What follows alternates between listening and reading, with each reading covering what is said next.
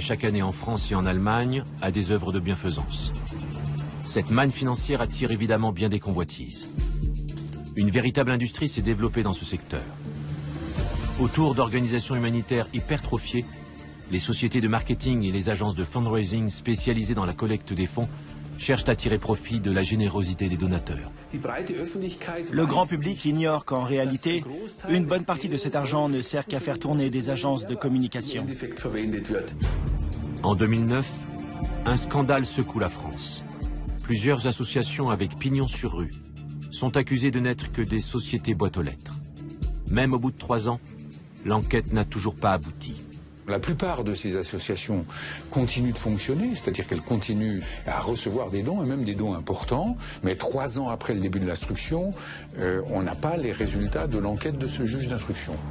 De nombreux donateurs financent des bonnes causes sans chercher à en savoir davantage. Et des personnalités connues ne rechignent pas à prêter leur nom pour soutenir des organisations douteuses. En me battant contre cet escroc, j'ai découvert que n'importe qui peut fonder une association à but non lucratif et qu'ensuite, plus personne ne se demande où va l'argent. Il n'y a aucun contrôle. Des sommes de plus en plus importantes ne font qu'alimenter le système au lieu d'aider réellement les personnes les plus démunies. Quels circuits empruntent cet argent? Pourquoi la plupart des organisations ne publient-elles pas leur bilan? Pourquoi n'y a-t-il pas davantage de contrôle? Dans le monde humanitaire, c'est l'omerta. Il ne faut rien dire. Parce que si l'on dit du mal d'une ONG, on dit du mal de toutes les ONG.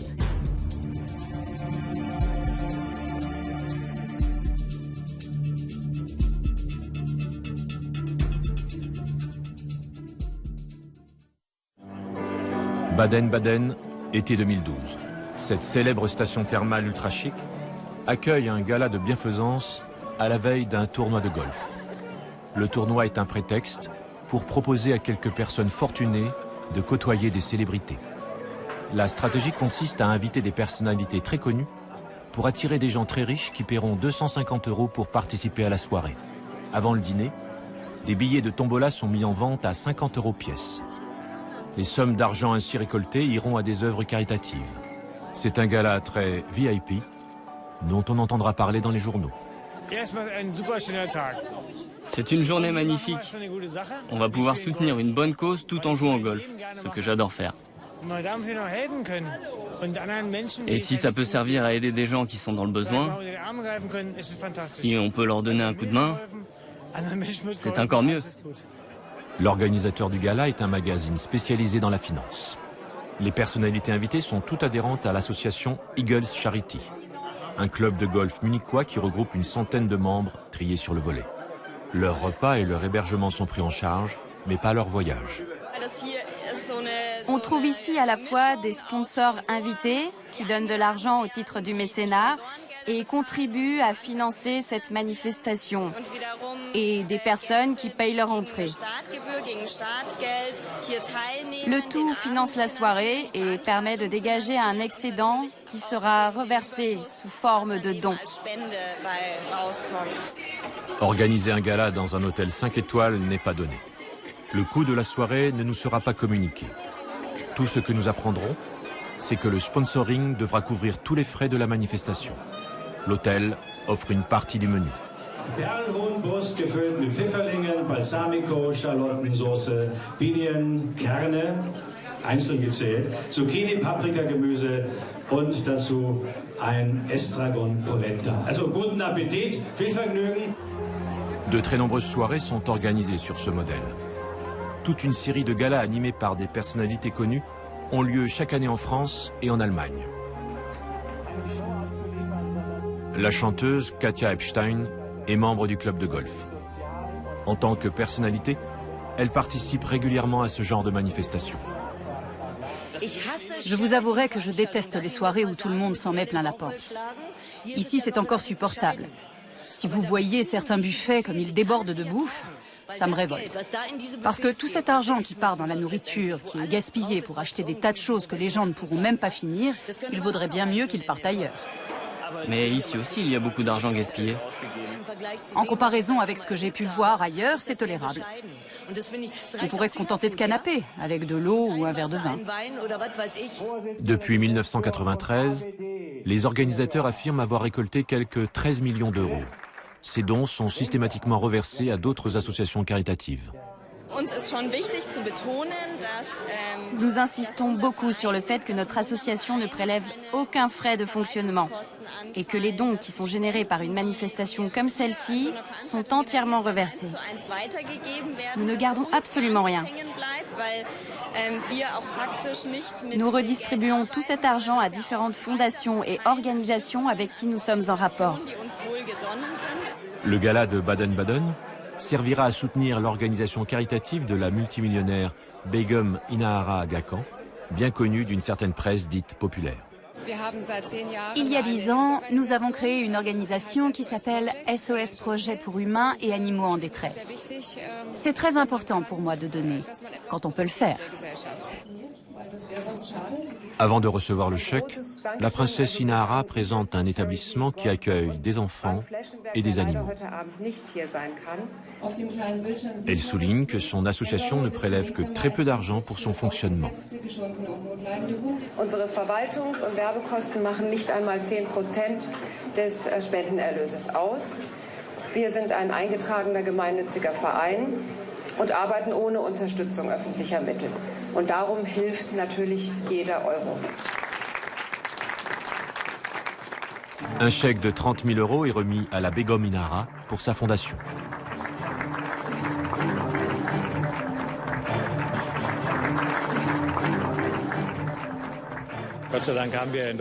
Fort heureusement, nous avons en Allemagne un organe qui contrôle les organisations caritatives et qui leur délivre un label. Mais tout le monde ne le reçoit pas. Il s'agit de l'Institut central des affaires sociales.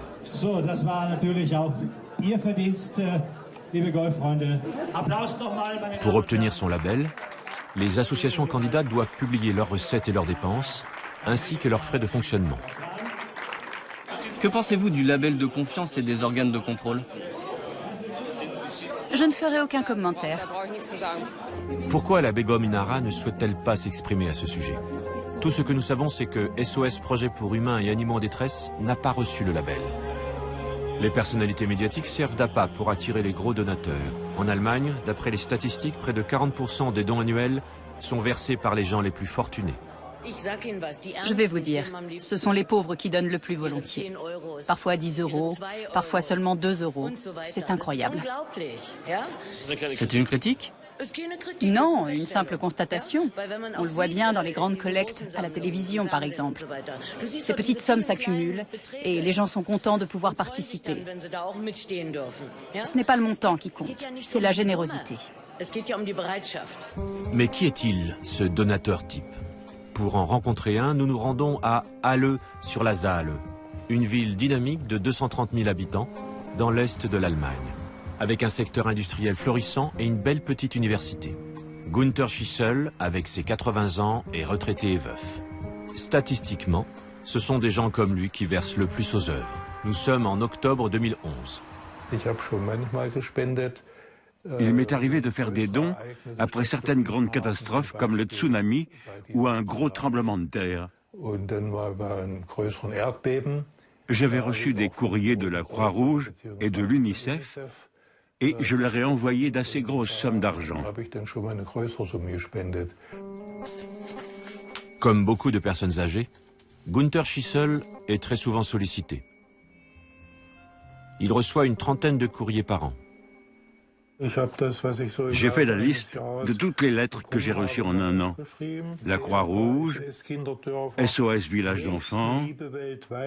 L'une de ces lettres retient son attention. Elle émane d'une association dont Günther Schissel n'a jamais entendu parler, Saint-Joseph du Dakota. Elle parle du dénuement et de la misère de 200 enfants Lakota dans le besoin. On lui demande de l'argent pour aider une école. Un cadeau est joint à la lettre, un petit pendentif en forme de bison. Ce qui m'a surpris, c'est de recevoir une lettre de là-bas. Je n'avais jamais eu affaire à ces Indiens Lakota. Et aussi le fait qu'on m'envoie un cadeau. En joignant cet objet à la lettre, ces gens espèrent que je me sentirai obligé d'envoyer de l'argent. Gunther Schissel n'a aucune idée de l'endroit où est située cette école. Elle se trouve à Chamberlain, aux États-Unis, dans le Dakota du Sud. Je ne connais même pas le nom de la capitale. Chamberlain est ici, au bord du Missouri. La lettre a été postée là-bas. Mais où et comment ont-ils trouvé mon adresse?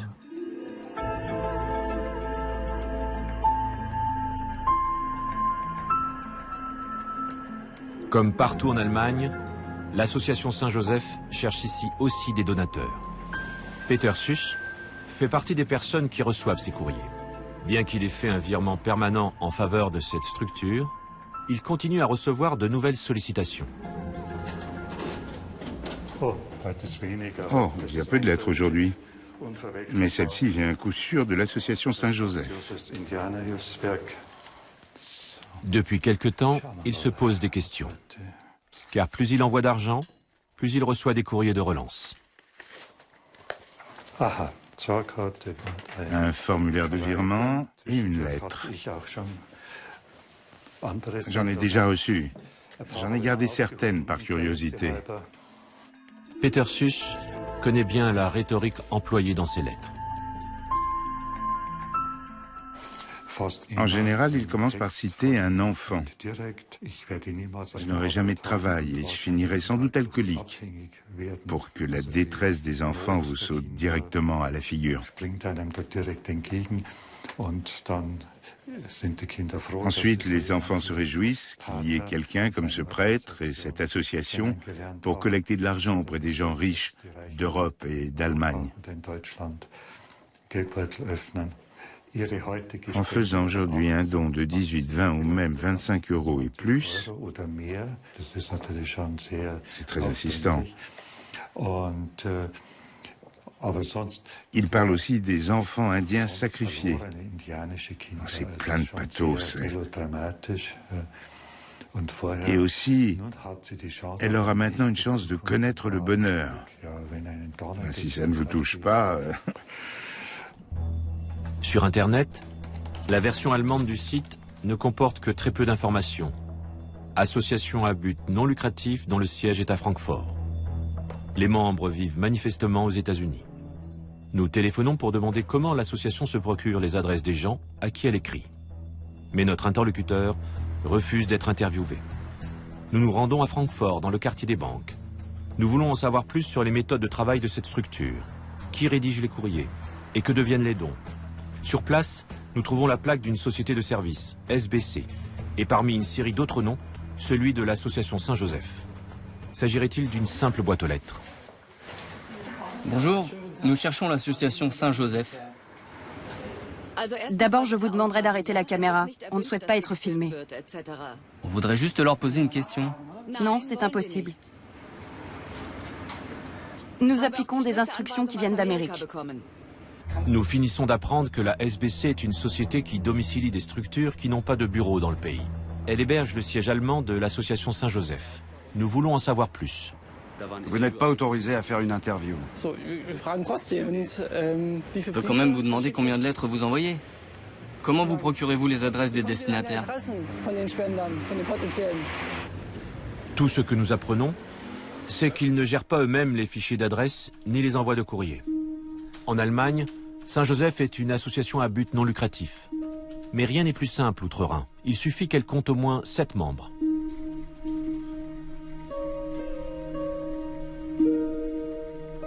Nous poursuivons nos recherches et découvrons que cette structure caritative existe aussi en France, sous le nom de Saint-Joseph du Dakota.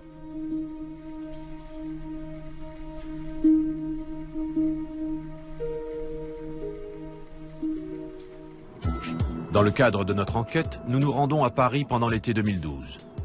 L'association Saint-Joseph du Dakota est domiciliée avenue Montaigne, dans l'un des quartiers les plus chics de Paris. Un immeuble environné par des boutiques de haute couture. Comme à Francfort, c'est l'adresse d'un centre d'affaires multibureau. Mais la différence, c'est qu'ici, on ne trouve ni plaque, ni boîte aux lettres au nom de l'association.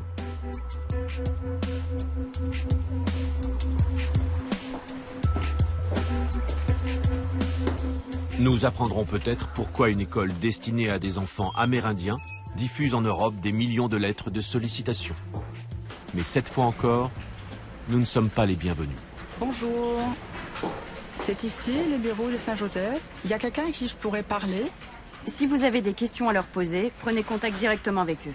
Nous ne pouvons donner aucune information. Vous êtes multibureau, vous? C'est cela. Ah, c'est eux, ils ont pris un bureau ici, c'est ça? Au revoir, madame. Merci. Nous tentons encore notre chance à la réception. Une question. Saint-Joseph de Dagoza, c'est bien ici? Oui, c'est ici. Nous apprenons aussi que des lettres non distribuées sont régulièrement retournées ici, où elles finissent sans doute à la poubelle. Les fichiers d'adresse sont-ils mal gérés? Ces gens ont-ils déménagé? En tout cas, c'est de l'argent gaspillé. C'est des chèques ou vous ne savez pas ça? Pour en avoir le cœur net, nous les contactons une nouvelle fois par téléphone. Bonjour monsieur. Donc, je réessaye de contacter quelqu'un de l'association Saint-Joseph. Donc là, je tombe bien sur Monsieur Bureau. C'est encore vous? Il me laisse en attente. Quelques mois plus tôt, en novembre 2011, alors que nous cherchions à savoir qui organisait les envois de courrier de l'association Saint-Joseph, nous avons fait un détour par les Pays-Bas. L'agence de marketing Mindwise est chargée de diffuser en Allemagne les appels aux dons de cette structure caritative. L'agence se targue, entre autres, de gérer au mieux les envois postaux. Nous nous rendons à son siège à Amsterdam. Elle se trouve dans une zone d'activité. Est-ce d'ici que sont contactés les donateurs potentiels? Combien d'argent est ainsi récolté? À qui est-il ensuite reversé? Bonjour, nous aimerions vous poser une question. Cette lettre a-t-elle été envoyée par cette société? Oui, c'est possible. Mais les lettres ne sont pas rédigées ici. Vous sous-traitez? Oui, c'est un de nos clients. Nous aurions quelques questions à ce sujet. D'accord, asseyez-vous. Les contrats sont donc confiés par Mindwise à d'autres professionnels. La directrice de l'agence est allemande. Bonjour. Je ne souhaite pas que vous diffusiez à la télé des images de moi ou de mes collaborateurs, ni que vous utilisiez des propos tenus ici. Je ne vous autorise pas à le faire. Mindwise ne souhaite pas expliquer comment sont gérées les campagnes d'appel à la générosité publique.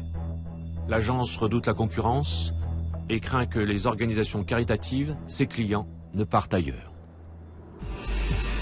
Pour en apprendre plus sur l'association Saint-Joseph, nous allons à Berlin où se trouve l'Institut central allemand des questions sociales.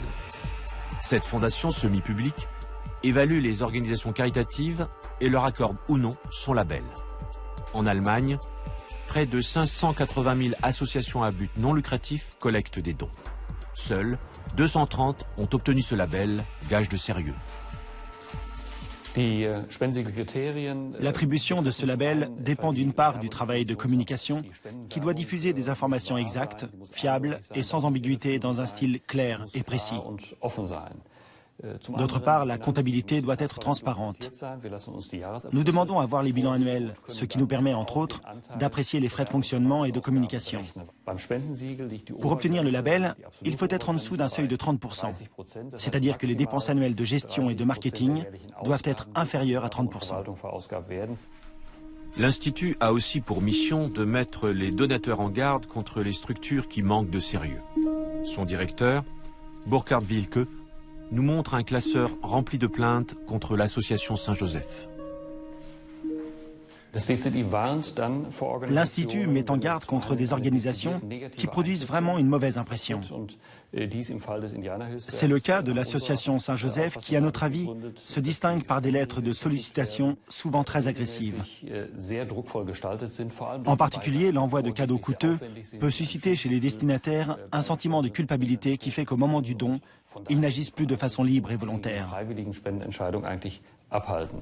En novembre 2011, lors de notre première visite, nous apprenons que l'Institut a demandé plusieurs fois à l'association Saint-Joseph de chiffrer la part des dons utilisés pour les campagnes de communication.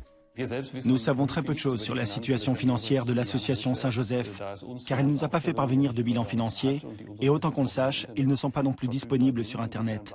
On ignore donc ce qu'ils font de l'argent. Les seuls documents chiffrés dont nous disposions à propos de l'association Saint-Joseph datent de 2008. Le montant des dons collectés en Allemagne se monte alors à 4,2 millions d'euros et le coût des envois représente 1,1 million d'euros. Les frais de fonctionnement et de communication dépassent donc largement les 30%. En novembre 2011, après plusieurs demandes de notre part, l'association Saint-Joseph finit par nous inviter aux États-Unis. Nous nous rendons à Chamberlain, dans l'État du Dakota du Sud. On nous fait savoir que nous pourrons visiter l'école, mais que nous ne pourrons aborder aucune question d'ordre financier. À notre arrivée, nous sommes surpris par l'étendue des installations qui n'apparaît pas sur le site internet. À première vue, l'école fait bonne impression. Après nos mauvaises expériences précédentes, c'est plutôt une bonne surprise. Quelques 200 enfants amérindiens de tous âges y sont scolarisés.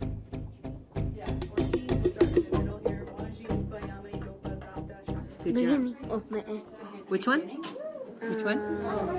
Good job.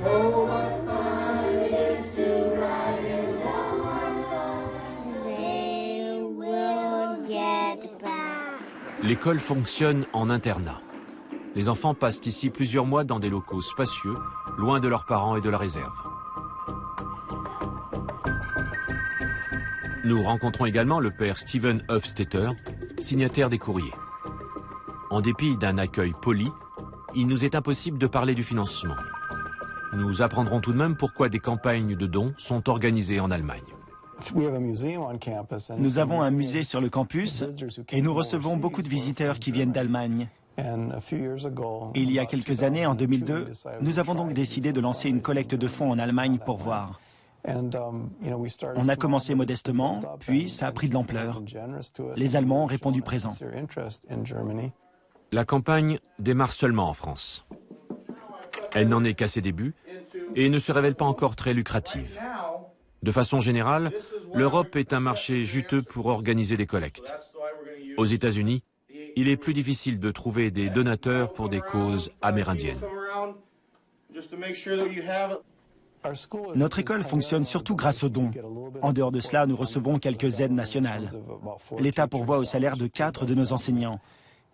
On reçoit aussi de l'argent pour nourrir les enfants parce qu'ils viennent pour la plupart de familles qui sont en dessous du seuil de pauvreté.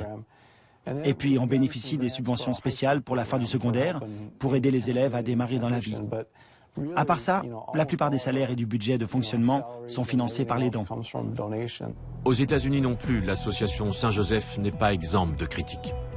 Mais ici, contrairement à ce qui se passe en Europe, elle est tenue de publier ses comptes. Nous nous rendons à Sioux Falls, la capitale du Sud Dakota, pour rencontrer une association de défense des consommateurs, Better Business Organization.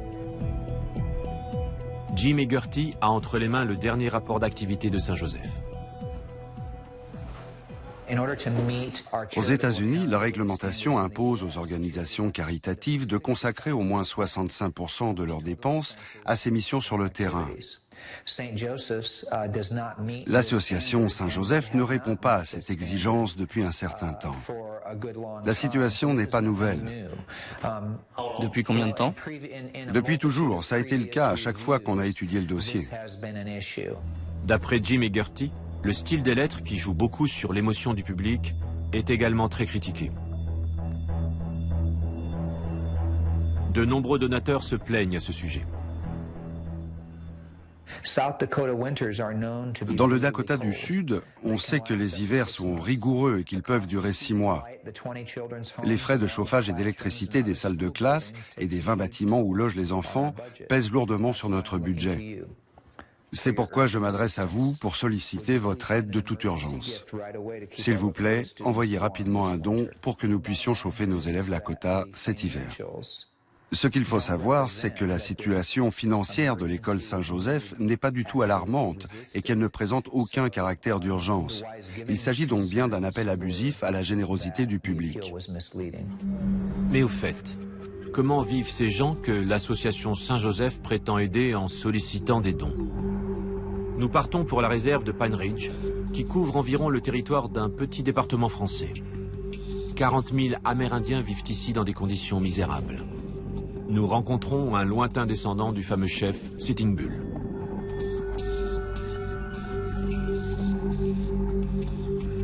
Wendell Yellow Bull nous fait visiter la réserve. Le taux de chômage se situe ici aux alentours de 80%. Et ces anciens nomades ont beaucoup de mal à s'adapter au mode de vie du 21e siècle. Ça génère beaucoup de violence. Il y a parfois des conflits, des querelles de voisinage. À cause de la promiscuité? Oui, nous vivons dans des conditions difficiles. Regardez cette maison. Elle n'a pas de porte. C'est une vraie masure. Elle est habitée? Bien sûr. Le problème, c'est que nous étions nomades et que le fait de nous déplacer permettait de nous ressourcer. Vivre toujours au même endroit nous pose des problèmes. Beaucoup d'Amérindiens sont tiraillés entre deux modes de vie. Ici, aux abords de la réserve, l'alcool est en vente libre, mais pas dans la réserve. Beaucoup de gens viennent ici pour boire. Ils sont alcooliques. Certains ont été à l'école, certains sont des gens bien. Ça n'a rien à voir. Wendell en connaît beaucoup. En tant que directeur du centre de santé, il sait déjà que plusieurs mourront de froid durant le long et rigoureux hiver du Dakota du Sud. Mais pour éviter cela et leur venir en aide, aucune association caritative ne collecte des fonds. Wendell vit avec son épouse Dolores dans une maison toute simple qui ressemble à une roulotte. Comme dans beaucoup de familles de la réserve, ce sont les grands-parents qui s'occupent des petits-enfants. Les parents, nous dit-on, ne sont souvent pas en mesure de le faire. Nous montrons à Wendell et Dolores les lettres que l'association Saint-Joseph diffuse en Allemagne. Un bison, bien sûr. Qu'est-ce que vous en dites? Je me demande ce que ça leur coûte d'envoyer ces croix, tous ces objets. Nous aussi, on reçoit ce genre de lettres. De qui? De Saint-Joseph. Ce sont des lettres standards qu'ils envoient pour solliciter des dons. Mais ce n'est pas contre vous. Mais si. Ils pensent que les Amérindiens vivent forcément dans la misère et la violence, qu'ils sont dépendants de la drogue et de l'alcool. C'est toute la société qui a cette image de nous. Et c'est dur pour tous ceux qui essayent de s'en sortir. Mais le pire, c'est quand des gens se servent de cette misère pour récolter de l'argent. Ça fait vraiment mal. Revenons maintenant à Chamberlain. L'école Saint-Joseph est loin de la réserve. Pourtant, dans ses courriers, elle se réfère largement aux problèmes qui règnent là-bas. Toutefois, elle se garde bien d'expliquer pourquoi les Amérindiens sont confrontés à ce type de problème. Aux États-Unis, c'est Corey Christiansen qui est chargé d'organiser les campagnes de dons de l'association. Dans l'enceinte de l'école, certains locaux sont même réservés à la levée des fonds en Amérique. Passons au bureau qui réceptionne les lettres. C'est ici qu'arrivent les dons envoyés depuis les États-Unis sous forme de chèques libellés en dollars. En tout, d'après nos recherches, plus de 40 millions de dollars chaque année.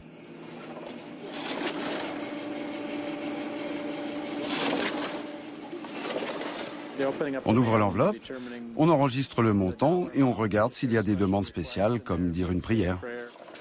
Il règne ici une atmosphère de petite entreprise où chaque employé s'affaire à son poste. Les dons pour l'école font en moyenne une vingtaine de dollars. Ça oscille entre 5, 10 et 20 dollars, mais en moyenne, c'est de l'ordre de 20 dollars. Aux États-Unis? C'est ça. L'argent récolté en Allemagne arrive également ici? Non, uniquement d'Amérique. En Allemagne, tout passe par le système bancaire. Nous n'avons pas à intervenir. L'argent arrive directement sur notre compte. Il y a même un service de reprographie pour imprimer les courriers destinés aux États-Unis. Les lettres contenant un cadeau sont préparées ailleurs. Ainsi, les petits cadeaux joints dans les courriers allemands ne proviennent pas d'ici. En Allemagne, l'association Saint-Joseph envoie près de 3 millions de courriers par an. 10 fois plus sont postés aux États-Unis.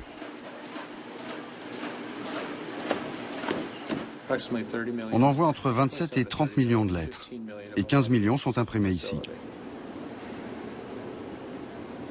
C'est énorme. Ça paraît beaucoup, mais vous savez, le taux de réponse est tellement faible. Si vous voulez obtenir un taux de réponse un peu significatif, il ne faut pas lésiner sur les envois. C'est beaucoup, mais c'est un minimum pour que ça fonctionne. Est-ce que vous pouvez nous donner le taux de réponse? C'est variable, mais ça se situe entre 2 et 15% selon le type de fichier utilisé.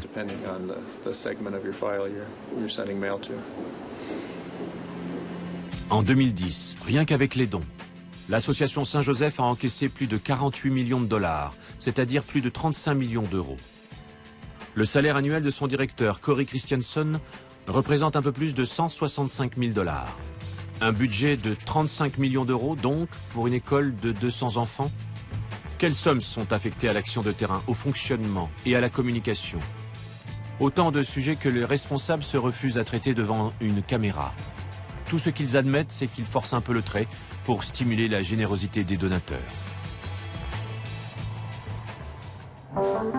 Été 2012. 6 mois après notre visite, il semble que l'association Saint-Joseph ait revu quelque peu ses positions. Elle affiche plus de transparence, explique sur son site pourquoi elle fait des envois coûteux et publie même un bilan financier. Nous repartons à Berlin, à l'Institut central des affaires sociales. Apparemment, 65% des sommes collectées en Allemagne partent directement aux États-Unis. Que signifient ces chiffres?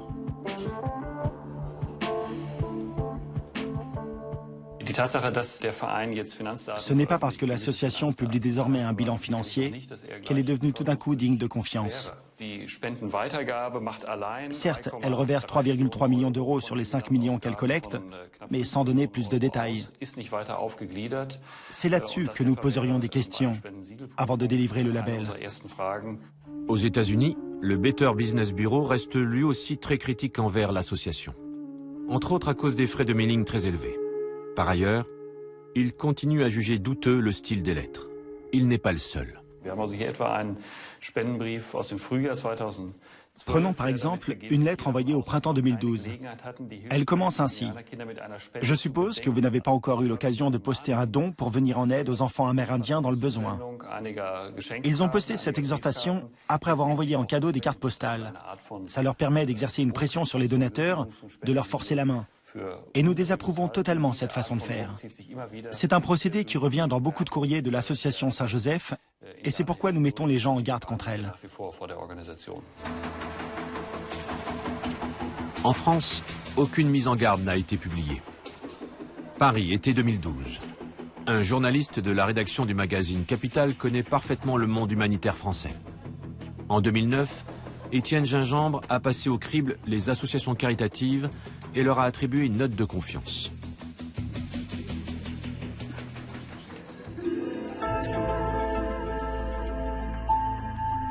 Cette enquête est réactualisée tous les 2 ans. En 2009, plusieurs affaires liées à des détournements d'argent avaient scandalisé l'opinion publique française. À l'époque, la presse quotidienne s'en était prise au fonctionnement de 17 structures caritatives.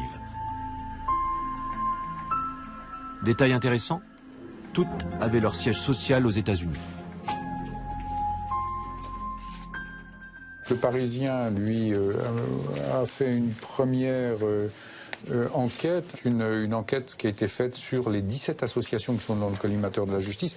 Après, la justice a révélé que certaines associations posaient problème, principalement des associations qui ramassent des dons pour la recherche sur différentes maladies. Ces 17 associations, selon la justice, n'ont pas vraiment de réalité. Elles ont simplement une adresse postale, une adresse mail, un site internet, un téléphone, un répondeur téléphonique, et c'est à peu près tout. Étienne Gingembre a poursuivi son enquête. Entre autres parce que la commission spéciale qui est chargée de l'enquête depuis 2009 n'a toujours pas abouti.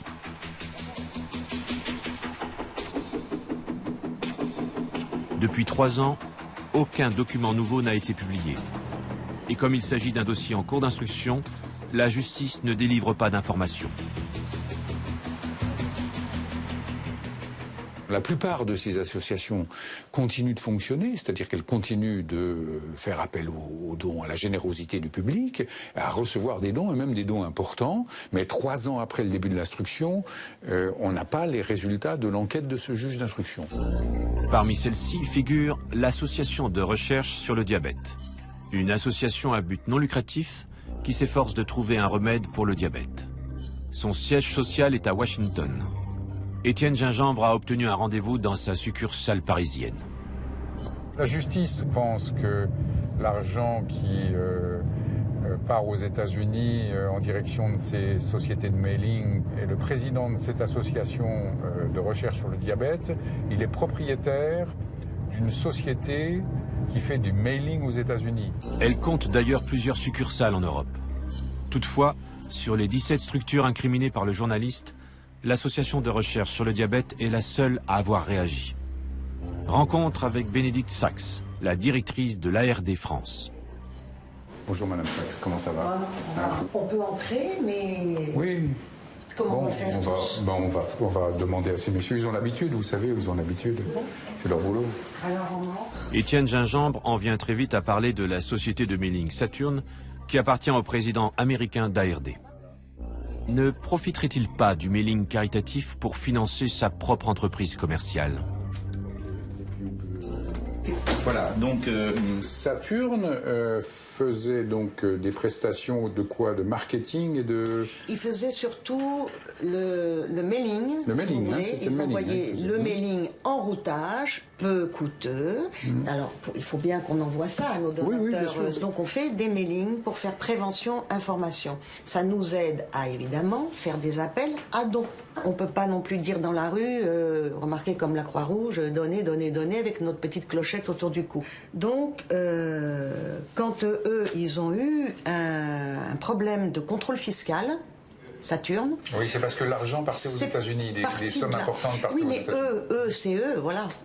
Oui, d'accord. Mais voilà. Enfin, la justice s'est interrogée, s'est demandé pourquoi cette société qui facturait, ça coûte assez cher, c'est 80% des dons, des dons qui partaient en frais aux États-Unis. Ah oui? Alors ça fait aux États-Unis. Vous savez ça? Oui, ça on le sait, oui, bien sûr. Vous êtes dans le monde bien renseigné. Oui, bien sûr, c'est mon boulot. Nous, je sais absolument pas ça. Si. Je voudrais venir un peu au compte 2010, et puis si vous voulez, on regardera les comptes 2011. Vous regardez la seule année où on a mis de l'argent de côté, parce qu'on a dû dépenser... Vous avez mis 226 000 euros, des excédents, et puis vous avez une dotation aux provisions de 187 000. Alors, donc apparemment là vous avez mis à peu près 400 000 euros de côté sur 1 million. Pourquoi de côté?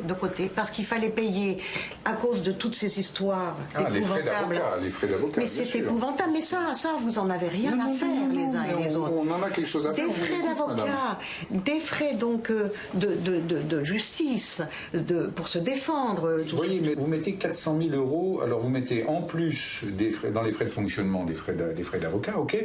Dotation provision, c'est aussi pour les dépenses de justice à venir. Oui, c'est ça. Il y a des frais d'avocat. Parce qu'en principe, on va être complètement libéré, totalement libéré. Mais si jamais il y a quelque chose qui se passe, nous sommes d'accord. Vous avez un excédent de ressources de l'exercice. Vous appelez association de recherche sur le diabète, et dans les dépenses 2010, il y a 0 pour la recherche. Il n'y a que de la prévention et de l'information. Cette année-là, et vous venez me parler que de cette année-là. Alors regardons 2011. On a 2005, plein. Non, mais 2006, regardons 2011. 2004, 2003, etc. 2011, là, on est en train de... La directrice de l'ARD France ne voit décidément pas ce qui pose problème. Mais ces brochures coûteuses sont-elles vraiment indispensables?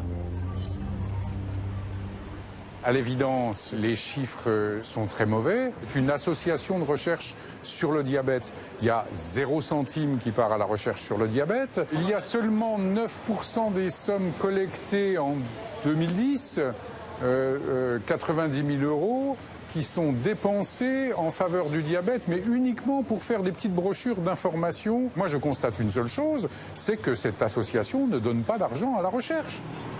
En dépit de toutes les critiques, l'association de recherche sur le diabète continue à collecter des dons. Il est à noter tout de même qu'aux États-Unis, son pays d'origine, l'association refuse de publier ses comptes. Parmi les 17 organisations dénoncées pour leur manque de sérieux par Étienne Gingembre, figurent également Mission Médicale Internationale et Agir pour les enfants du monde. La première collecte des fonds pour la recherche médicale, la deuxième pour les enfants du tiers-monde. Toutes deux refusent de répondre à des questions ou de se prêter à une interview. C'est systématique. Les associations qui pourraient avoir des choses à se reprocher, en tout cas, se défilent, quoi. Elles évitent toute rencontre, tout contact avec les journalistes, c'est clair. Étienne Gingembre va tenter une nouvelle fois d'obtenir des explications. Nous l'accompagnons. Les deux associations sont poursuivies par la justice pour escroquerie et abus de confiance. Ce qui ne les empêche nullement de continuer à en appeler à la générosité publique et à collecter des fonds. À Paris, les deux associations ont la même adresse postale. Ah tiens, alors on a Mission Médicale Internationale et Agir pour les enfants. Tout le monde est là. Un simple hasard?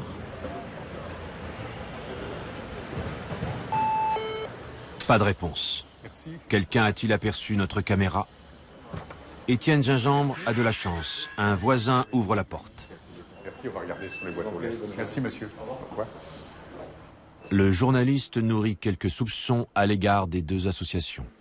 Là, donc on a les deux associations qui sont, on voit, au premier étage, face, c'est-à-dire dans le même bureau, deux associations qui sont poursuivies par la justice.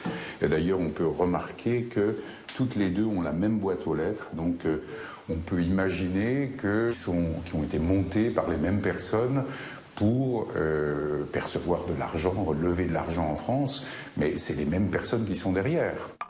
Pourquoi une même personne montrait-elle deux associations qui n'ont soi-disant aucun rapport entre elles? Ne s'agit-il ici encore que d'alimenter des sociétés de mailing? Manifestement, il n'y a personne dans ces bureaux.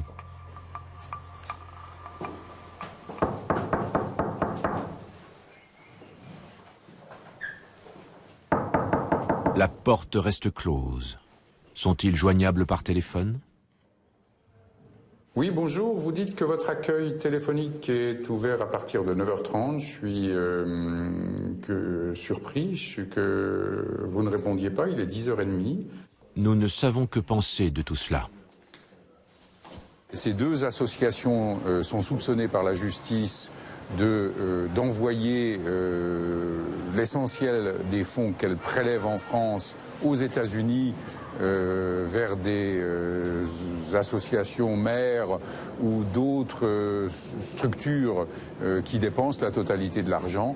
Donc c'est extrêmement suspect quand même. Ces associations ont-elles vraiment pour objectif d'aider les plus démunis? Étienne Gingembre poursuit ses investigations. Nous aussi, continuons l'enquête. Nous découvrons que ces deux organisations sont également présentes en Allemagne. Médicale Mission Internationale est basée à Mayence. La seconde se nomme en Allemagne World Children's Fund.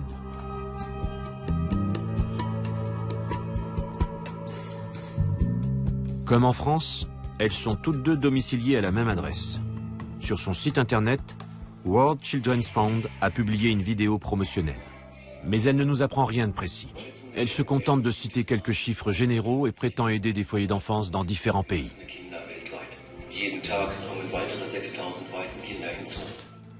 Nous n'obtiendrons pas d'interview officielle. Nous remarquons au passage que ce refus nous vient des Pays-Bas. Nous partons à Mayence. D'après les informations de l'Institut des Affaires sociales, en 2011, World Children's Fund a collecté plus de 7,5 millions d'euros sous forme de dons. Cependant, l'association ne réalise aucun projet et se contente de verser l'argent à la fondation suisse World Children's Fund Europe.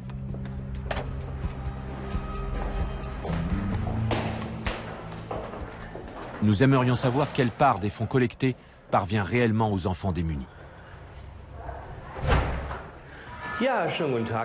Bonjour, nous faisons un reportage sur les collectes de dons. Je vous ai envoyé un mail et je vous ai téléphoné pour vous demander de nous accorder une interview. Le responsable de l'organisation a dû vous répondre. Je vais me renseigner. Est-ce que vous auriez le temps? Elle veut pas nous parler. Nous aimerions parler de vos méthodes de collecte de fonds. Toujours pas de réaction.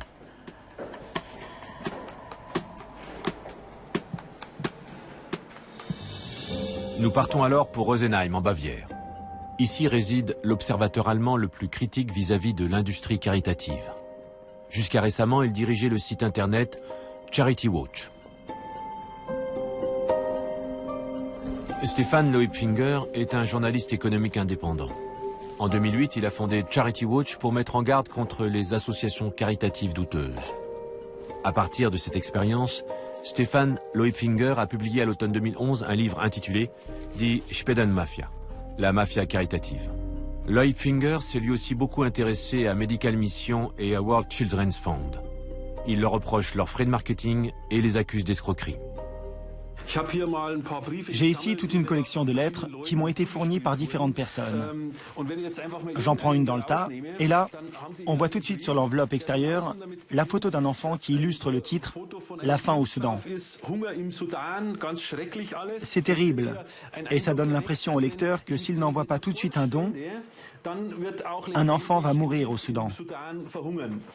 Ce qui est totalement absurde. En plus de cela, pour stimuler la générosité des donateurs, et il faut le prendre comme un signal d'alarme, parce qu'aucune association sérieuse ne pratique cela, certaines associations envoient un cadeau. Ici, on trouve un foulard. Quel est le but recherché? Eh bien, en envoyant un cadeau de ce genre, on suscite une mauvaise conscience chez le destinataire de la lettre, c'est-à-dire chez le donateur potentiel. Et grâce à cette mauvaise conscience, il sera tenté d'envoyer un don d'une valeur supérieure à celle du cadeau, de façon à ne pas avoir l'impression de l'avoir reçu en cadeau. Ici, ils ont envoyé des cartes de vœux. C'est moins grave, on peut le tolérer. Mais là, par exemple, qu'est-ce qu'on trouve? Un nécessaire de couture.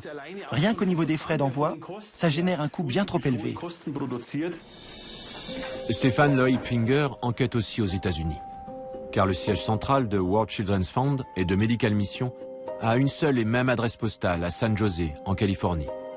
Aux États-Unis, les associations caritatives sont pourtant tenues à plus de transparence. Aux États-Unis, il y a au moins une chose qui est mieux qu'en Allemagne. C'est que là-bas, les associations sont obligées de publier leurs recettes, ainsi que l'affectation de leurs dépenses. Et l'on voit apparaître ici deux sommes significatives. La première figure au poste 24 du rapport. Ce sont les frais de gestion et de communication, Total Operating and Administrative Expenses. Elle s'élève à 2,9 millions sur un total de 4,7 millions. Cela revient à dire qu'aux États-Unis aussi, près des 2/3 de l'argent disparaît. Et si on additionne ce qui se passe à tous les niveaux, sur les 100 € que le donateur verse au départ, il n'y a que quelques centimes qui iront peut-être à une véritable action. Nous découvrons que les campagnes de mailing de World Children's Fund sont pilotées par l'agence Adfinitas à Hanovre. Là encore, pas de réponse à notre demande d'interview. Nous voulons savoir si les agences de routage respectent certaines règles éthiques. Adfinitas est membre d'une holding dont le siège se trouve aux Pays-Bas et qui compte parmi les plus grosses sociétés de mailing européennes. Je vous demanderai d'arrêter la caméra. Nous apprenons des choses intéressantes, mais qu'on nous interdit d'utiliser dans notre film. Pourquoi les professionnels de la collecte de fonds ont-ils peur à ce point des médias? Les gens qui organisent ces campagnes préfèrent travailler dans l'ombre. Et ils ont de bonnes raisons d'y tenir, parce que le grand public, c'est-à-dire la plupart des gens, ignorent qu'une grande partie de l'argent que les donateurs versent lorsqu'ils répondent à un appel à dons n'est pas consacré à la mission caritative, mais sert en définitive à payer les professionnels de la collecte. C'est une industrie qui tourne avec des milliers de collaborateurs et elle n'a aucun intérêt à ce que l'opinion publique soit informée. 2 semaines plus tard, nous repartons pour Berlin. L'agence Adfinitas accepte finalement de nous recevoir dans les locaux de l'association allemande des fundraisers et en présence de son porte-parole.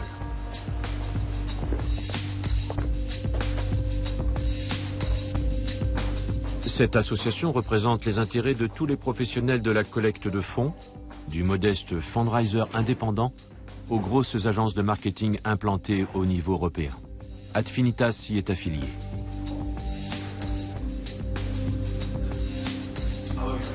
Thomas Röhr est le porte-parole de l'association. Et il se préoccupe aussi de règles morales. L'association des fundraisers a publié 19 règles éthiques applicables à la collecte de fonds et qui préconise une certaine forme de transparence, de même qu'une gestion comptable scrupuleuse, susceptible de garantir au donateur qu'il agit en personne indépendante et qu'il est le seul habilité à décider s'il souhaite faire un don ou non. Ces règles sont censées être valables aussi bien pour les associations caritatives que pour les agences de marketing. Mais comment appliquer ces belles idées lorsqu'une association caritative douteuse commande un mailing à une agence ?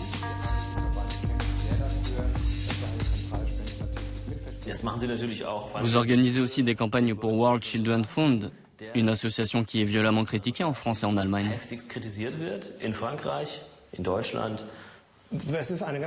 Pour nous, c'est une association comme toutes les autres. Un client à qui nous fournissons un service, à qui nous faisons des recommandations et que nous conseillons. Dans ce cas, c'est bien sûr à l'association de décider si elle souhaite ou non suivre nos recommandations. Et il est bien évident que nous ne pouvons pas intervenir plus que cela. Et nous ne le souhaitons d'ailleurs pas. S'ils vous disent « nous voulons envoyer 3 millions de lettres », vous leur répondez « ok, on s'en charge ».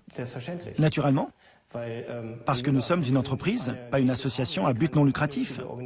Nous vendons un service. Lorsqu'un client nous confie une mission, ou qu'il nous demande une prestation particulière, on cherche la meilleure façon d'y répondre.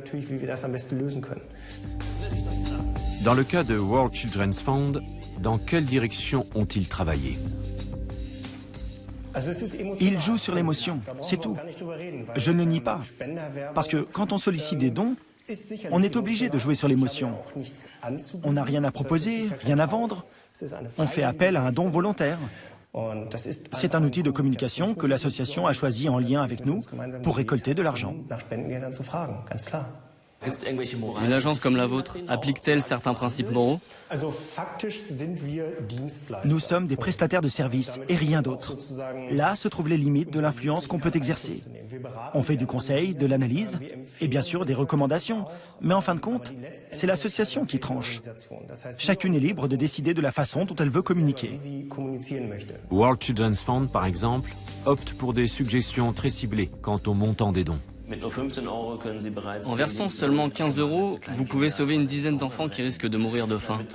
En versant 30 €, ce sont 15 enfants et leurs familles qui recevront de la nourriture, des vitamines et de l'eau potable. Cela ne correspond sûrement pas à la réalité. N'y a-t-il pas là un abus de confiance ? Non, je ne le pense pas. Si on écrit qu'avec 15 ou 30 €, avec des montants précis, on peut réaliser des choses dans ces pays, je considère que c'est vrai. C'est bien la réalité. Nous recevons ce genre d'informations de toutes sortes d'associations et en fonction de leur projet, l'argent peut servir à faire des choses très différentes. Ça fait partie de l'argumentaire qui nous est fourni avant chaque campagne. Et je ne vois pas pourquoi ces dons ne permettraient pas d'agir sur le terrain. Les deux hommes renvoient au libre arbitre des donateurs. Après tout, chacun garde la possibilité de ne rien donner à certaines associations.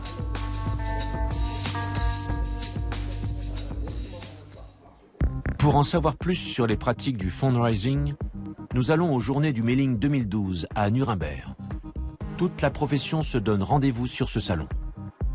Étant donné qu'aujourd'hui la plupart des associations caritatives externalisent la collecte des dons, ces sociétés sont en contact direct avec les donateurs.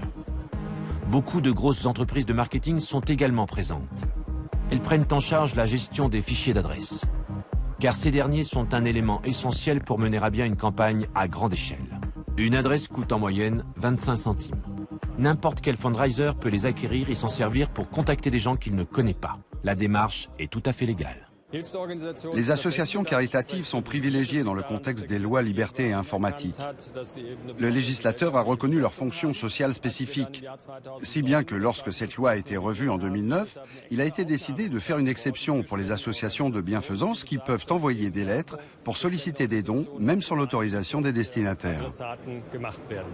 Car dans ce domaine, la méthode la plus efficace, c'est de contacter par lettre les futurs donateurs. C'est ce qu'on appelle le mailing froid. Environ 30% des dons récoltés en Allemagne sont obtenus de cette façon. D'ailleurs, la Poste n'est pas en reste. La Deutsche Post a le stand le plus grand du salon. Elle a même créé une société spécialisée dans l'envoi de ce type de courrier, l'Institut Siegfried Vögele. On entend dire parfois que la collecte de dons est devenue trop commerciale. Qu'en pensez-vous? Je ne suis pas d'accord. Parce que notre mission est d'optimiser les outils de promotion et de faire découvrir à nos clients de nouveaux champs d'action afin qu'ils améliorent leur communication, qu'ils ciblent mieux les destinataires et qu'ils amènent des gens à verser des dons. Ils doivent faire vite. Dans ce domaine, la règle d'or, c'est de capter l'attention des consommateurs. Mais ils sont en concurrence avec beaucoup de monde. S'ils réussissent à attirer l'attention, ils ont fait la moitié du travail. En novembre 2011, nous découvrons les moyens techniques mis en œuvre pour optimiser les envois postaux lors d'une visite à l'Institut Siegfried Vögele de Königstein. Ici, on peut analyser précisément l'impact d'une lettre sur un donateur potentiel, à partir du contenu, mais aussi de la façon dont l'œil perçoit inconsciemment les données. Qu'est-ce que le lecteur regarde en premier? Une caméra enregistre les mouvements de l'œil. Une analyse simple coûte dans les 7 000 €, mais il n'y a pas de prix plafond. Il est important de guider la lecture en mettant un titre, un message personnel, des mots en caractères gras ou soulignés, ou un PS. Par exemple, pour inviter une nouvelle fois à donner ou pour remercier. Très important aussi, une signature. Ça permet de personnaliser l'ensemble. Et ici, nous avons ajouté une photo de visage sympathique.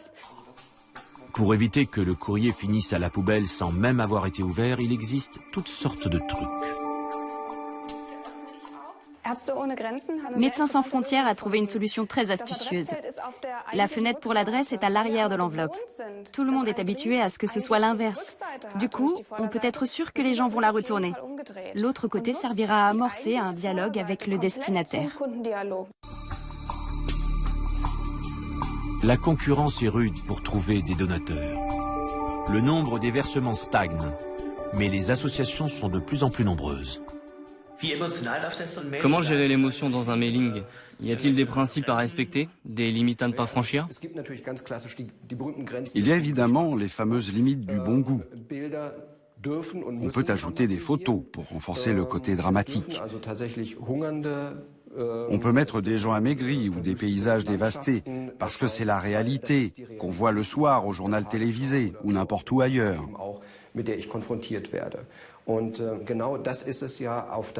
Et c'est précisément là-dessus que misent les associations qui sollicitent des dons. Mais il ne faut pas non plus aller trop loin, pour ne pas diffuser une image trop sombre, qui finirait par dissuader les gens de répondre au courrier. Chaque année, la Deutsche Post achemine près de 200 millions de lettres de sollicitation. C'est pendant la période de Noël que les mailings sont les plus nombreux. L'envoi d'un courrier simple coûte entre 70 centimes et 1 €, frais d'agence compris.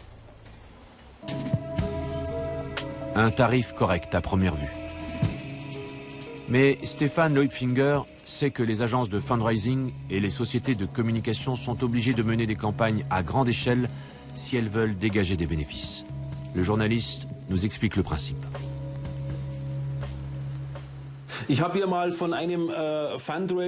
Un collecteur de fonds professionnel, quelqu'un de très connu dans ce secteur, m'a fait passer un jour un document interne qui liste une série de mailings qui ont été réalisés. Voyons un exemple. Cet envoi de 500 000 exemplaires a coûté 344 000 €.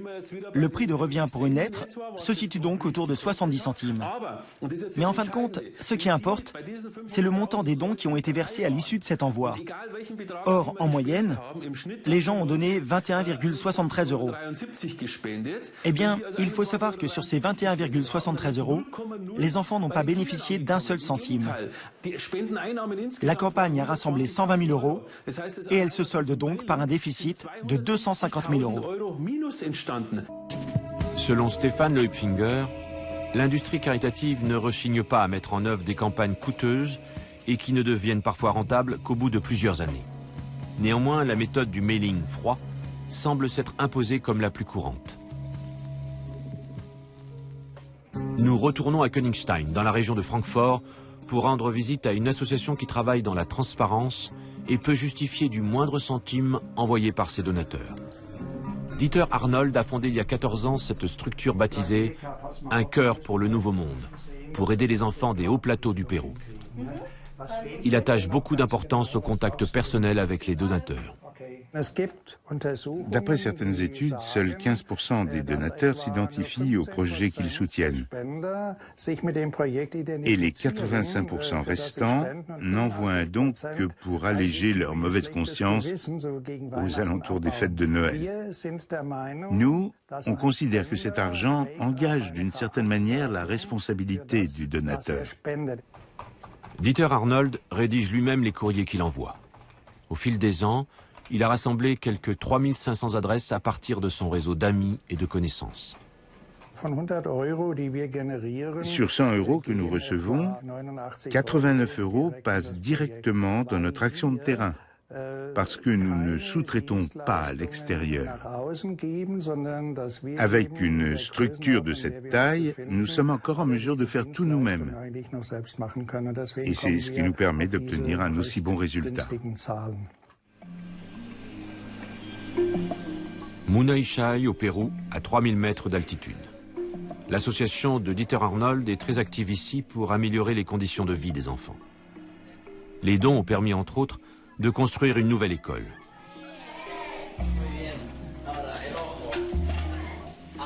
Le financement des 400 repas quotidiens servis à l'école, par exemple, est assuré en grande partie grâce à des parrainages avec l'Allemagne. Sur les hauts plateaux andins, les gens sont pauvres.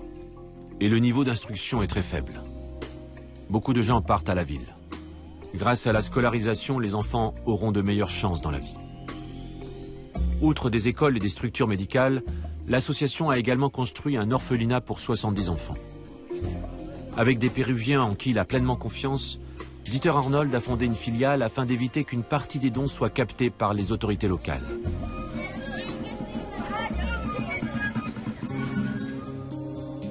Depuis 1997, Dieter Arnold a envoyé au Pérou plus de 3,5 millions d'euros.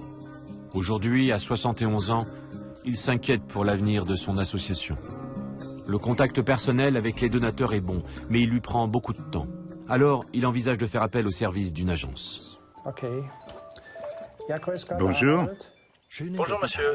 Jusqu'à présent, nous faisions nous-mêmes les mailings, mais ça nous prend de plus en plus de temps. Oui. Vous savez ce que c'est? Oui, beaucoup de gens nous le disent ces derniers temps. On ne peut pas tout faire soi-même. Ça prend beaucoup de temps. Vous pourriez donc vous charger d'élargir notre fichier de destinataires? Parfaitement. Qu'est-ce que vous voulez dire exactement? Nous collectons des fonds pour de nombreuses grosses associations en Allemagne. Vous pourriez donc vous procurer des adresses supplémentaires? Bien sûr. Vous nous envoyez tout ça, on regarde et puis on décide. Bien évidemment. Dieter Arnold voudrait savoir si, en faisant appel à une agence, il pourra économiser de l'argent. Pour l'instant, il écrit lui-même 2 fois par an à ses 3500 donateurs. Il y dépense beaucoup d'énergie et 80 centimes par lettre. Le dernier retour s'est révélé fructueux puisque l'association a collecté 120 000 €. Une semaine plus tard, il a déjà reçu le devis de plusieurs agences. La moins chère propose un tarif à la lettre en dessous des 60 centimes. La plus chère propose d'exploiter un nouveau fichier d'adresse pour environ 2 € l'unité. C'est très intéressant pour nous qui souhaitons, dans la mesure du possible, externaliser notre mailing et nos fichiers d'adresse, parce que c'est pour nous une trop grosse charge de travail.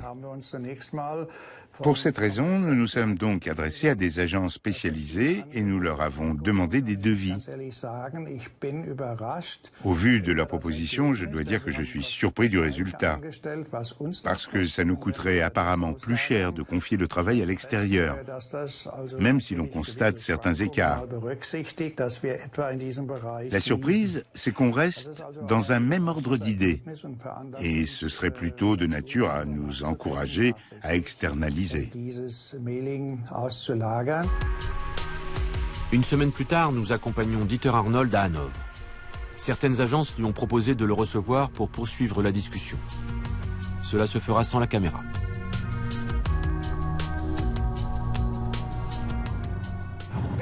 J'écouterai très attentivement ce qu'ils vont me dire.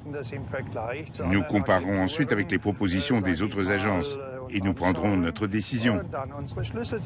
Je me présente donc à ce rendez-vous sans aucune appréhension et ce sera également le cas avec tous les autres. Au cours de notre enquête, nous avons remarqué qu'une partie des agences se considèrent comme de simples prestataires de services. Plus elles envoient de courriers, plus elles augmentent leurs gains. Et certaines agences n'ont aucun scrupule à travailler pour des associations qui sont soupçonnées d'être peu vertueuses.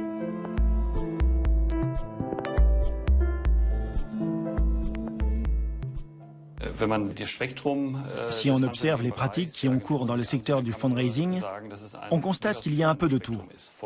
On trouve des agences très sérieuses et compétentes qui ont à cœur d'aider les associations à communiquer avec efficacité en direction du public, mais on trouve aussi des agences qui sont moins compétentes et certaines ne recherchent même que leur propre intérêt. Pour cela, elles sont prêtes à user de méthodes douteuses et à exercer une pression outrancière sur les esprits. Il nous tarde de savoir comment s'est passée la tournée de Dieter Arnold. Quelles conclusions tirera-t-il de ses entretiens avec les agences? Je leur ai posé tellement de questions qu'ils ont failli en perdre leur latin. Quel est le taux de réponse d'un mailing non ciblé?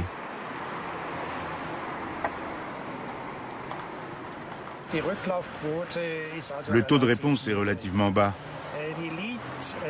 Il se situe au pire autour de 0,5% et dans le meilleur des cas entre 1 et 1,5%. Ça ne va pas au-delà. Un mailing coûte environ 1 € l'unité. En postant 100 000 lettres, on peut tabler sur 1000 réponses.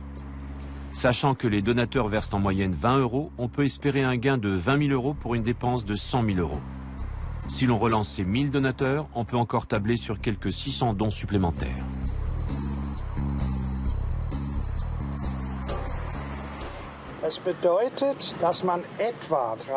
Cela veut dire qu'il faut compter 3 ou 4 ans avant que le système rapporte de l'argent.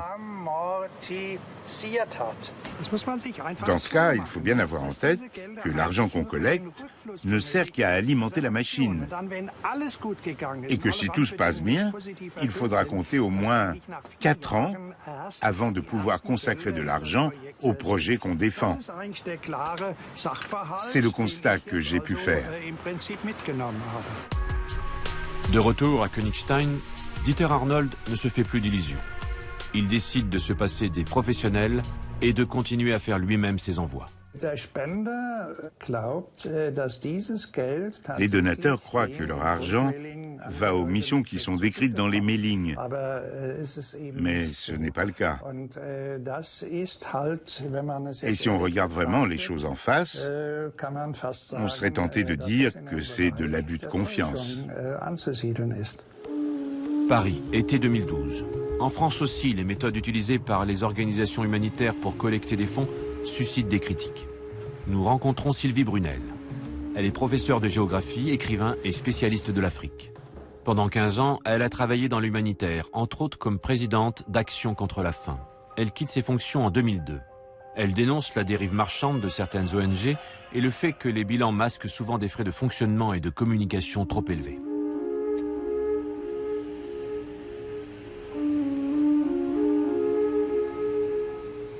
Si on fait un camembert des frais de fonctionnement des ONG, on se rend compte que le fundraising utilise à peu près 15% du budget. La communication en utilise à peu près 10%. Alors on peut dire, finalement c'est bien, 15% ou 20%, ce sont des sommes considérables. Mais la réalité est plus compliquée.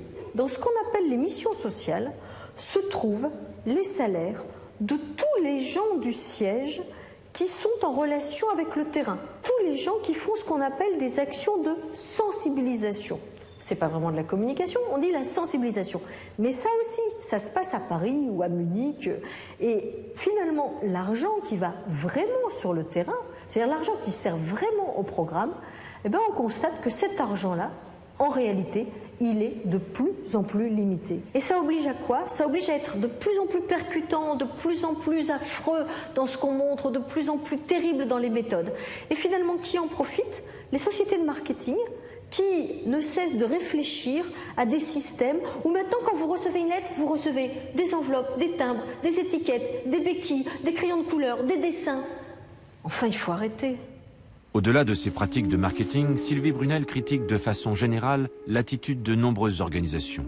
Elles sont de plus en plus nombreuses à défendre des projets similaires et à se faire de la concurrence. Les structures deviennent trop grosses et sont incapables d'agir. Avant, il y avait peu d'ONG. Elles avaient des sièges limités et des missions, des actions de terrain qui étaient l'essentiel de leur action. Aujourd'hui, il y a beaucoup d'ONG. Elles ont de très gros sièges parce qu'elles ont beaucoup de salariés dans leurs sièges, elles ont beaucoup de frais fixes, donc leurs sièges sont devenus obèses, mais leurs programmes de terrain n'ont pas tellement grossi parce qu'ils sont limités par la concurrence entre les ONG, et puis elles sont paralysées par une bureaucratisation de plus en plus lourde qui est au détriment de leur programme de terrain. Mais revenons à Königstein en Allemagne. L'association Un cœur pour le nouveau monde fonctionne avec une seule employée rémunérée sur une base de 400 € par mois. Ici, la transparence est totale. Chaque semaine, Dieter Arnold vérifie les comptes qu'il reçoit du Pérou. Ça commence ici avec une certaine somme en caisse. Ensuite, il y a la liste des dépenses et chaque opération est numérotée. Et on voit apparaître en bas le total de toutes les opérations. Cette semaine, nous avons dépensé 13 937 $. Avec ce type de comptabilité très précise, il est assez difficile de détourner de l'argent. Et au cours de nos 14 ans d'activité, il est arrivé très rarement qu'on prélève de l'argent destiné à un projet. En principe, il y a très peu de chances que cela se produise. Mais ça tient au fait qu'on suit de très près les dépenses et qu'il ne se passe jamais beaucoup de temps avant qu'on ait tout vérifié. Dieter Arnold a pris rendez-vous avec un comptable assermenté pour qu'il vise les comptes de l'association. C'est un gage de sérieux qui facilite l'obtention d'un statut spécial accordé aux associations à but non lucratif. Elles doivent le solliciter tous les ans auprès de l'administration fiscale, grâce à quoi elles ne payent pas d'impôts sur les dons qu'elles perçoivent. La gestion des comptes est souvent problématique. Le jour où elles organisent une assemblée, certaines structures à but non lucratif peuvent recevoir d'un coup une grosse somme d'argent. Par exemple, 10 000 €. Elles établissent alors des pièces comptables qui n'ont pas toujours de valeur parce qu'elles ne permettent pas forcément de savoir d'où proviennent ces 10 000 €. Qu'est-ce qui n'est pas net là-dedans? Il peut s'agir d'argent sale. Ça peut être un moyen de blanchir cet argent.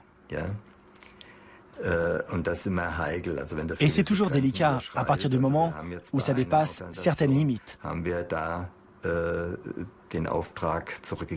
Récemment, nous avons refusé de viser les comptes d'une association parce qu'on ne pouvait pas établir d'où venait l'argent. Rien de tel n'apparaît dans les comptes de Dieter Arnold. Il est très attaché à ce contrôle d'une personne extérieure. C'est pour lui le meilleur moyen de garantir que son association gère correctement l'argent versé par ses donateurs. En Allemagne, la loi n'impose pas aux associations à but non lucratif de faire viser leur comptabilité. Si je m'occupe d'une association caritative et que je ne fais pas viser ma comptabilité par un expert, il est possible que je truque les documents pour l'administration fiscale et que j'obtienne le statut spécial. Oui, j'imagine que ça arrive. Les frontières entre intérêt public et intérêt privé ne semblent pas toujours très claires. Dans ce domaine, l'un des plus gros scandales qui a éclaté illustre à quel point les donateurs peuvent se faire berner. Nous rencontrons la journaliste Alice Schwarzer, l'une des plus grandes figures du féminisme allemand.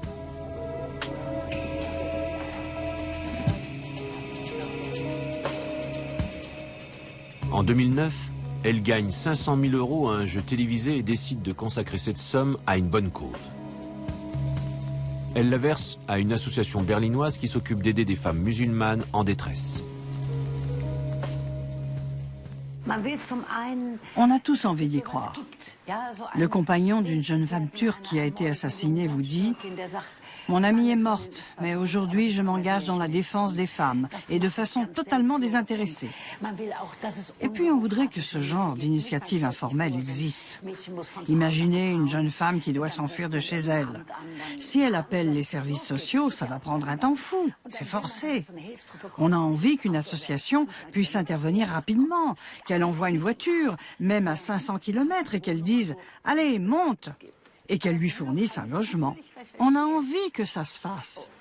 Bien sûr, je me suis renseignée, mais tous ceux à qui je me suis adressée étaient visiblement aussi convaincus que moi, et ils ont voulu y croire. L'association reçoit l'argent.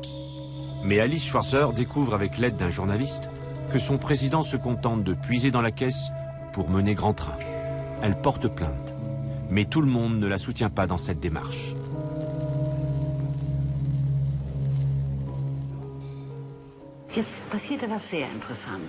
Il s'est passé un phénomène très intéressant. Les autres qui avaient également cru en ce projet se sont sentis très gênés. Ils me disaient « Alice, ou Madame Schwarzer, selon notre degré de familiarité, tu ne peux tout de même pas faire ça. Si tu l'accuses, de quoi auras-tu l'air ?» Cette formule, je l'ai entendue à plusieurs reprises. Si tu rends l'affaire publique, de quoi auras-tu l'air? Et ça m'a complètement bluffé. Il aurait fallu que je laisse filer un demi-million d'euros pour éviter de reconnaître que j'étais tombée sur un escroc. Alice Schwarzer est entendue en tant que témoin. Au bout d'un an de procès, le fondateur de l'association berlinoise est condamné pour escroquerie à 4 ans et 10 mois de prison. Les dommages sont évalués à 700 000 euros. En me battant contre cet escroc, j'ai découvert que n'importe qui peut fonder une association à but non lucratif et qu'après cela, plus personne ne se demande où va l'argent. Il n'y a aucun contrôle. Et il est très difficile de se faire une idée sur le plan légal. L'État a l'obligation d'intervenir et nous, journalistes, avons l'obligation de savoir de quoi nous parlons ou sinon de nous taire. En Allemagne, il existe environ 580 000 associations habilitées à percevoir des dons. De la petite association de défense des animaux aux grandes structures internationales qui emploient de nombreux salariés.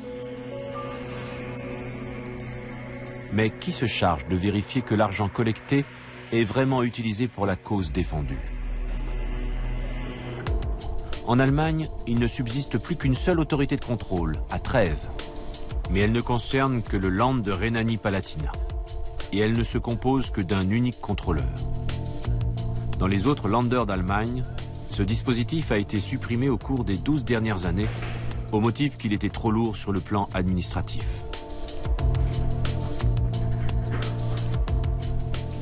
Sven Brouwers peut retirer à une association son habilitation à collecter des fonds.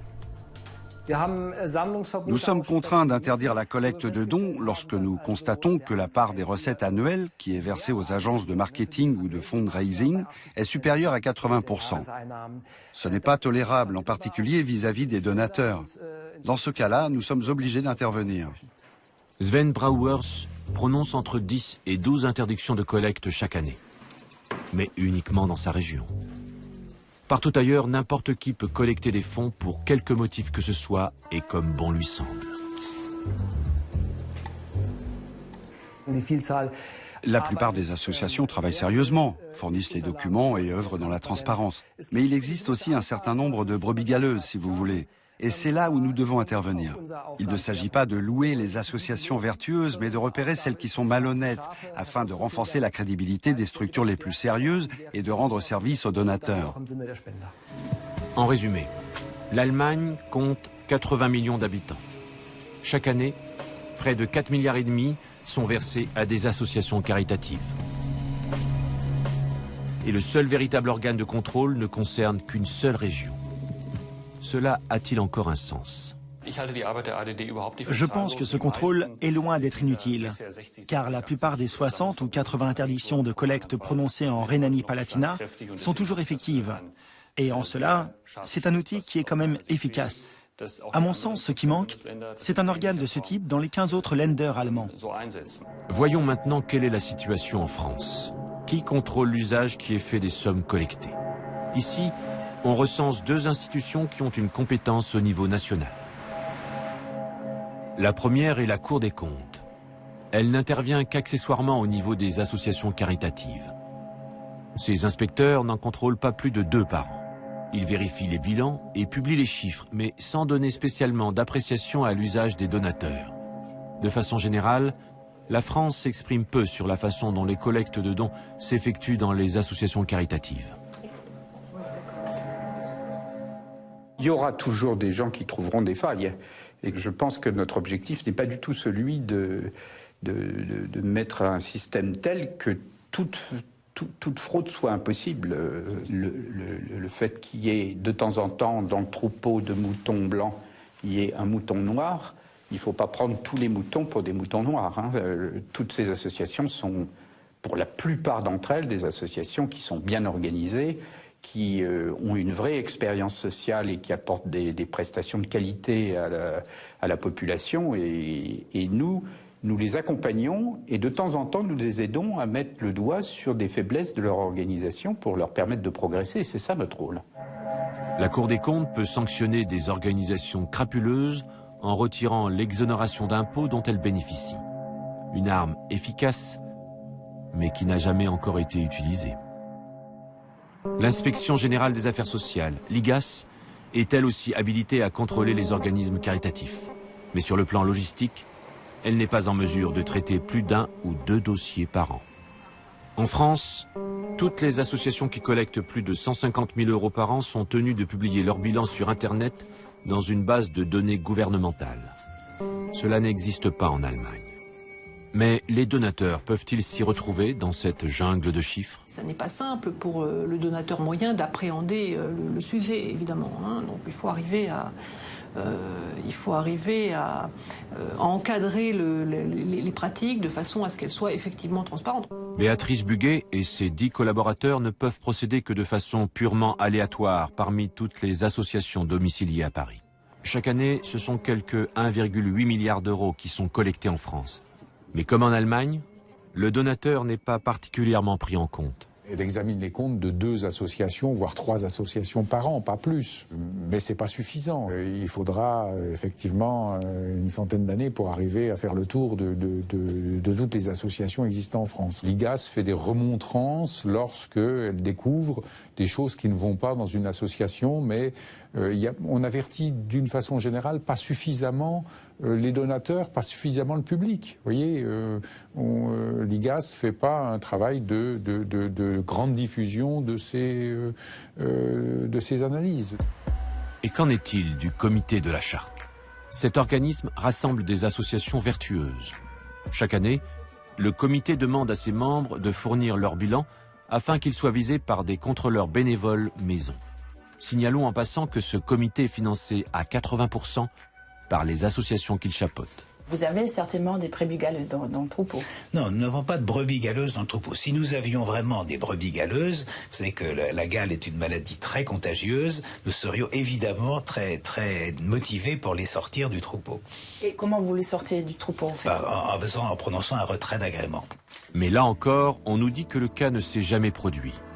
Pourtant, Étienne Gingembre possède des documents accablants à propos d'une association qui en fait partie. Son ex-président aurait puisé dans les dons pour payer des vacances au Maroc à sa famille et un billet pour Dubaï première classe à sa femme.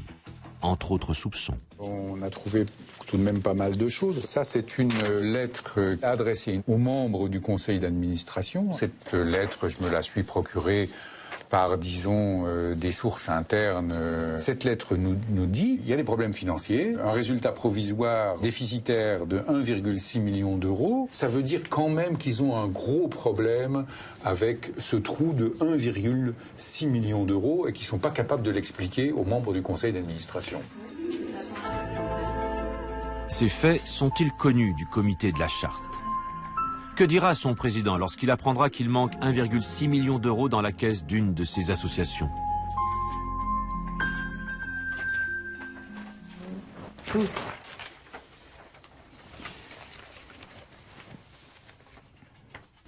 J'ai eu cette lettre par une source et je ne sais pas ce que cela veut dire.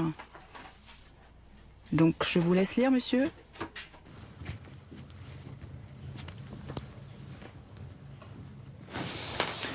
Oui. Qu'est-ce que vous pensez? Quoi? Parce que ça vous inquiète? Ça veut dire quoi? C'est jamais un bon signe, le report d'une assemblée générale qui doit approuver des comptes qui sont effectivement en déficit significatif. C'est jamais un bon signe. Alors, je suppose ça, je vois que c'est une lettre qui date effectivement du mois dernier. J'imagine que le contrôleur doit être sur le sujet, sur le dossier, pour savoir ce qui se passe et nous faire rapport pour expliquer où sont les risques et quels sont les problèmes qui peuvent éventuellement se présenter. Ça vous inquiète? Oui, bien sûr. Il faut savoir pourquoi, ce qui se passe. Ça ne veut pas dire forcément de la fraude, non? Ça ne veut pas dire forcément de la fraude, non. Je pense que c'est plutôt... Enfin, en première analyse, moi, je vois ça plutôt comme une difficulté de management. À l'issue de l'enquête que nous avons menée en France et en Allemagne, ce qu'on peut retenir, c'est qu'il n'est pas difficile de détourner des dons sans se faire repérer et sans être poursuivi. Personne ne tient à évoquer publiquement les scandales, les irrégularités et les absurdités. En tant qu'ancienne présidente d'une ONG, Sylvie Brunel le confirme. Dans le monde humanitaire, c'est l'omerta. Il ne faut rien dire. Parce que si l'on dit du mal d'une ONG, on dit du mal de toutes les ONG. Donc au lieu de faire le ménage, au lieu d'éliminer les canards boiteux, les ONG ont souvent tendance à être solidaires et à se protéger les unes les autres, même si elles savent que l'une d'entre elles ne sert à rien. Depuis que Stéphane Leupfinger a publié un livre brûlot sur certaines pratiques discrètes du charity business, lui et son éditeur sont submergés par les plaintes déposées par les associations incriminées.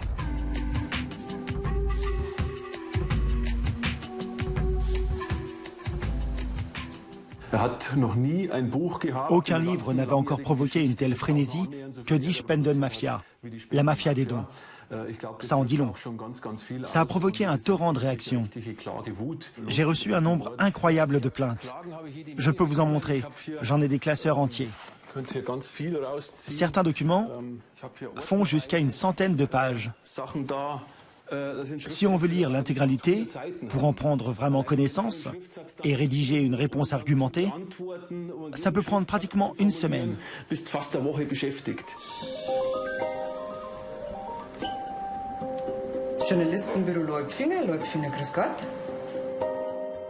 Le service en ligne du site Charity Watch a suspendu son activité en février 2012. Après la publication du livre, la pression était devenue trop grande, explique Stéphane Leupfinger. À l'intérieur du secteur caritatif, plusieurs groupements ont carrément essayé de me faire taire. Et pour cela, ils ont employé des méthodes dignes de la mafia. Des sympathisants ont fait suivre à Stéphane Leupfinger des échanges de mails qui ont eu lieu entre associations. Ils ont été diffusés à différentes structures. Votre association aussi a été discréditée. Ça s'adresse à ceux que j'ai critiqués. Et là, on peut dire carrément, c'est en nous mobilisant tous ensemble que nous pourrons faire perdre toute crédibilité à ce journaliste. Nous sommes prêts également à vous aider sur le plan rédactionnel. Ils cherchaient vraiment des gens susceptibles d'intervenir pour nuire à ma réputation. Stéphane Leupfinger a aussi fait l'objet d'attaques personnelles qui le visaient lui et sa famille. Un jour, j'ai reçu un message particulièrement violent. Tu paieras pour ce que tu as fait. Nous nous vengerons. On te détruira, toi et tous tes proches. Et ma femme a fini par dire, ça ne peut pas continuer comme ça. Tu ne pourras pas changer les choses tout seul. Tu dois prendre une décision. Cologne, au printemps 2012. Stéphane Leupfinger affronte la tourmente soulevée par la publication de son livre. Une association de défense des animaux intente une action en justice sur la base de 22 passages de son livre et demande des réparations pour calomnie. Elle déballe l'artillerie lourde. La maison d'édition lui fournit un avocat. Pour lui, cette affaire n'a rien d'inhabituel. Je suis en charge d'une affaire analogue avec une autre organisation caritative. Et il est bien clair qu'elle est prête à tout pour défendre son précaré et protéger son image. Ils envoient leurs spécialistes en marketing et en communication pour surveiller que leur image ne va pas en souffrir et qu'ils pourront continuer à faire comme si de rien n'était. Dans son livre, Stéphane Leupfinger critique entre autres l'association pour son opacité financière le gaspillage des dons et le pouvoir excessif de son président. Nous ne pouvons pas filmer. En revanche, nous suivons les débats et constatons que dans un premier temps, le tribunal s'interroge sur la plupart des motifs de plainte. Face à la difficulté de mobiliser des preuves, l'affaire est ajournée. Stefan Leupfinger sera à nouveau convoqué devant le tribunal. Je suis très heureux d'avoir écrit ce livre et de voir qu'il provoque une telle tourmente. Au moins, il aura le mérite de faire prendre conscience que tout ne va pas pour le mieux dans le monde caritatif. Beaucoup de gens seront désormais plus attentifs et s'interrogeront au moment de donner de l'argent. Parce que chaque euro versé à une organisation crapuleuse est un euro perdu. Si l'on peut faire que tous les dons collectés financent réellement des actions, on aura déjà obtenu beaucoup. Je pense que les donateurs, il faut qu'ils continuent de donner aux associations en qui ils ont confiance et de faire davantage attention à qui ils donnent.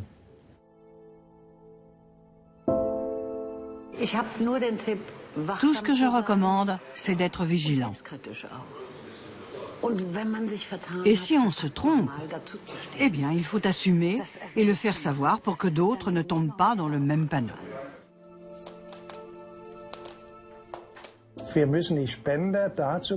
Il faut faire comprendre aux donateurs qu'ils ont une responsabilité vis-à-vis de l'argent qu'ils mettent à disposition de ces structures. À partir de là, il n'y aura plus guère de place pour les fameuses brebis galeuses. Les associations ne peuvent pas se développer à n'importe quel prix. Mais une organisation qui est crédible et qui poursuit ses objectifs peut prendre de l'envergure. Elle conservera la confiance de ses donateurs. Je crois que le marché de la générosité sera vraiment assaini le jour où les ONG, au lieu d'appliquer une sorte d'omerta, de loi du silence, accepteront de faire le ménage et de dire « celle-ci, elle déshonore la profession ».